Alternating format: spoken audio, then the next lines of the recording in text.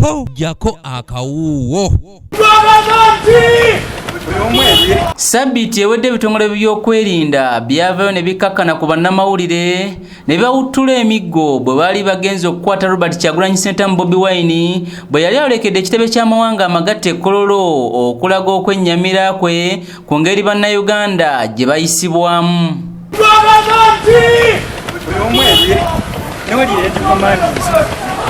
Nenjagala zikwata wenti nziruke nakuba omuggo wano ne mugamba media nemala nenziruka nandekaawo. Olunaku lwa leero munnamateeka Stephen Kalali okuva mu Sibanja Company Advocates avuddeyo n'alaga ennyiike ku nneeyisa y'ebitongole bino bwaddukidde mu kkooti enkulu n'abiggulako omusango. Kalali ategeezezza ng'omuze gw'ebitongole bino bwe guzze gukula obukuzi nga si gwe mulundi ogusoose kyokka bivaayo ne byetonda ebintu ebikomaawo.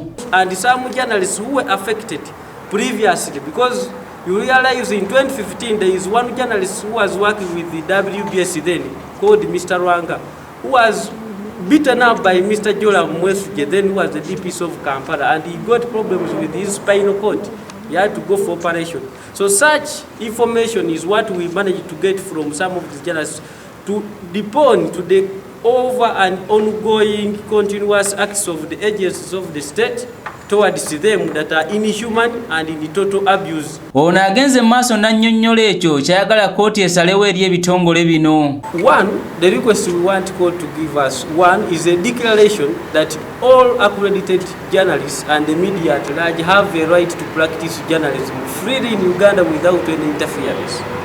Two, a declaration that the events or the acts of the government agencies, that means military police, the police at large and the army, in battering, continuously battering the journalists, are inhuman, degrading and interfere with or infringe on the right to practice journalism or freedom of expression. Kalali agamba nti olunaku bannamawulire lwe bayisibwa ng'ekyokuttale ebitongole bino oluvannyuma byavayo ne bitegeeza nti abasirikale abeenyigira mu kikolwa kino baakwatibwa era ne bavunaanibwa kyokka agamba nti kino baakola kya bwereere era baabuzaabuza ggwanga. Ekyo ekyokuba nti no batuwuddisa nti baakwata abamu ku bakomanda abaakuba abanamawulire ne batulaga ku TV nti simanya reprimand biki.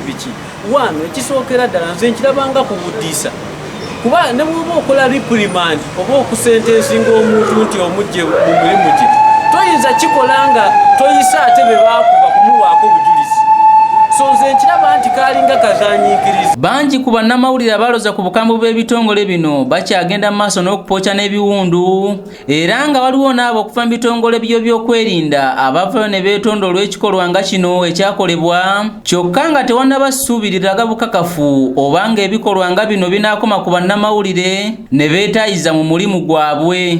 Babatuwe komanda tebaamukwata kulwaki tomukwatako kubanga komanda bw'aba ali in charge ebikolwa byonna ebiba bigenze mu maaso aba abyofasiize era ng'abisupervise. Nze Matias Ssekanjako ku lwa ABS Television. Mwaka oguwedde baba bakubatiya gaasi, so kisusse kyekiseera kkooti ejje eswinging into action ebeeko ne kyendirectinga Attorney General.